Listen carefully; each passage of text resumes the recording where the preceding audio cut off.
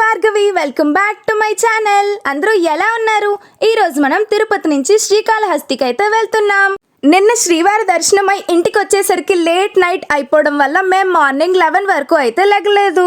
ఇంకా మేము నలుగురం ఫ్రెష్ అయ్యి టిఫిన్ చేసి ఇంకా శ్రీకాళహస్తికి వెళ్దామని అయితే డిసైడ్ అయిపోయాం. ర్యాపిడో బుక్ చేసుకుని కాంప్లెక్స్ కి అయితే వెళ్తున్నాం. మేము కాంప్లెక్స్ కి వచ్చేసరికి కరెక్ట్ గా 1 o'clock అయితే అయింది. ఒక 10 minutes వెయిట్ చేసేసరికి ఒక బస్ అయితే వచ్చింది. మేము ఎక్కేసాం. మేము తిరుపతి బస్ స్టాండ్ నుంచి బయటికి వచ్చేసరికి ఇక్కడ MS సుబ్బలక్ష్మి గారి విగ్రహం అయితే ఉంది. ఆమె తిరుమల శ్రీవారి సుప్రభాతం పాడినందుకు ఆమెను శ్రీవారి గాయనిగా పిలుస్తారంట. ఈ విగ్రహం ఆమెకు నివాళిగా ఏర్పాటు చేయబడింది. తిరుపతి నుంచి శ్రీకాళహస్తి అయితే అరౌండ్ 36 kilometers అయితే వస్తుంది. అది 1 hour 15 minutes లో అయితే మనం చేరుకుంటాం. మేము శ్రీకాళహస్తితో పాటు కాణిపాకం కూడా వెళ్దామని అయితే ప్లాన్ వేసాం. కానీ 2 ఆపోజిట్ లో ఉండడం వల్ల 1 డేలో అవి కంప్లీట్ చేయలేం కాబట్టి ఒకటి డ్రాప్ అయిపోయాం. ఇప్పటికే మధ్యాహ్నం 1 అయిపోయింది కాబట్టి శ్రీకాళహస్తి అయితే కొంచెం దగ్గరలో ఉండి కవర్ చేయడానికి ఈజీగా ఉంటుందని అయితే స్టార్ట్ అయిపోయాం. తిరుపతి నుంచి శ్రీకాళహస్తికి ఎవ్రీ 10 to 15 minutes కి ఒక బస్సు ఉంటుంది. మేమైతే ఫస్ట్ టైం శ్రీకాళహస్తి అయితే వెళ్తున్నాం, అందుకే కొంచెం ఎక్సైటింగ్ అయితే ఉంది. తిరుపతి నుంచి శ్రీకాళహస్తికి అయితే పర్ పర్సన్ బస్ టికెట్ అయితే 55 rupees, మా నలుగురికి 220 rupees అయితే అయింది. మామూలుగా అందరూ శ్రీకాళహస్తికి రాహుకేతు పూజలు జరిపించుకోవడానికి వెళ్తారని విన్నాను, కానీ మేమైతే దర్శనానికి అయితే వెళ్తున్నాం. ఈ రోజు క్లైమేట్ అయితే చాలా డిఫరెంట్ గా ఉంది. ఇప్పటి వరకు సూపర్ గా ఎండెక్కింది, కానీ వెంటనే వర్షం పడడం అయితే మొదలైపోయింది. ఈ వర్షం ఎంతో సేపు పడలేదు. మేము శ్రీకాళహస్తికి దగ్గరలోకి వచ్చేసరికి వర్షం అయితే మొత్తం ఆగిపోయి ఫుల్ ఎండెక్కడం అయితే స్టార్ట్ అయిపోయింది.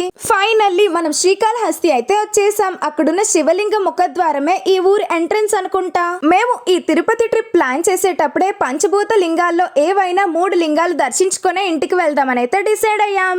ఈ రోజు పంచభూత లింగాల్లో ఒకటైన వాయులింగం అంటే శ్రీకాళహస్తేశ్వర ఆలయంకి అయితే వెళ్తున్నాం. ఇది వాయుతత్వం అంటే గాలి రూపంలో శివుడు శక్తి అని అర్థం. ఇంకా మనం శ్రీకాళహస్తేశ్వర ఆలయంకి అయితే దగ్గరలో ఉన్నాం, అందుకే ఈ ఎంట్రన్స్ లో శివుడి విగ్రహం చాలా అందంగా అయితే ఏర్పాటు చేశారు. ఇంకా మేం అందరం ఓం నమ శివాయ అంటూ శివయ్యని తలుచుకుంటూ ముందుకైతే సాగిపోయాం.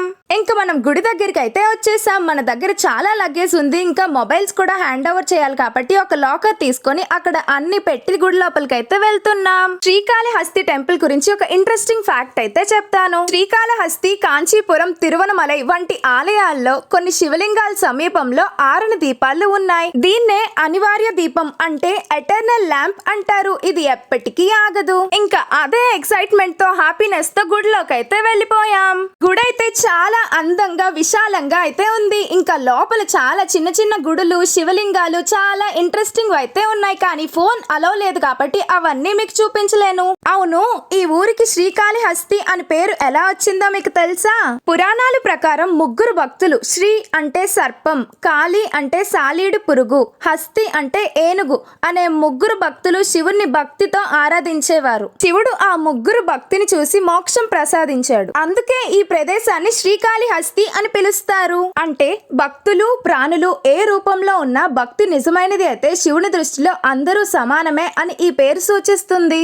మనకి నిజంగా ఇంట్రెస్ట్ ఉంటే ఆ ఆలయం గురించి కానీ ఆ దేవుడి గురించి కానీ బ్యాక్ స్టోరీ, హిడెన్ ఫ్యాక్ట్స్ అలాంటి ఇంట్రెస్టింగ్ ఇన్ఫర్మేషన్ తెలుసుకున్నాక ఆ గుడికి వెళ్తే చాలా సూపర్ గా ఉంటుంది. మన దర్శనం అయితే సక్సెస్ఫుల్ గా అయిపోయింది. ఇంకా బస్ స్టాప్ కు వెళ్లి తిరుపతికి రిటర్న్ జర్నీ అయితే స్టార్ట్ చేసేసాం. ఈ వీడియో కనుక మీకు నచ్చినట్టయితే do like, share, comment and subscribe to my channel. ఇంకొక ఇంట్రెస్టింగ్ వీడియోతో మళ్ళీ కలుద్దాం. Until then bye.